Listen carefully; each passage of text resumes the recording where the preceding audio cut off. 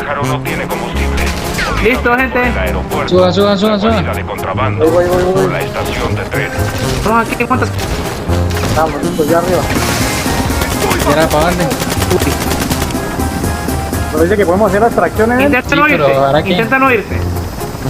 Trata de moverte a otro lado a ver si se... Probar.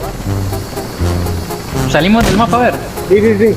Pero no tanto porque Gente no. real, gente real aquí, gente. Aterriza. Vamos a Baja, buena baja, altura, baja. no podemos. Baja, marico, te lo suplico. ¿Cómo que aterriza? Ah, bueno, ya va. Aquí está.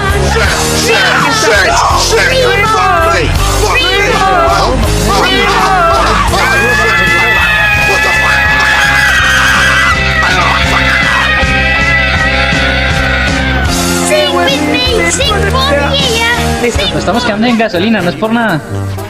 Bueno, Nos queda menos de la mitad. ¿Dónde está el jugador? ¿Dónde está? Ya está muerto. Oiga, escuche, nos falta menos de la mitad. Ubicación. Listo, aterrizaron. No estoy Aterriza. aterrizando. Viene carro con gente. Rápido, suban. Carlos, reúnete aquí. Ya. Carlos. Suban. ¿Dónde está? Aquí, suban rápido. Voy. Corre, Carlos. Estamos sin gasolina, suban. Carlos. Carlos, no dispares. No. Ahí se quedó. No, suerte, chao. Están allá al lado del helicóptero. No, ya para que no le queda nada de gasolina. Marica, el Samuel se Arranca. atraviesa la puerta, no me va a subir. Marica, el Samuel se atravesó la puerta. Sal. ¿Cómo nos vamos? Elévate. No, Ya no deja elevar más. Dani, no se salga tanto porque si no lo mata la radiación. Métase poquito, métase. Nos quedamos sin gasolina, pailas, no llegamos. Sí puedes, inténtalo. Con todas, por todas.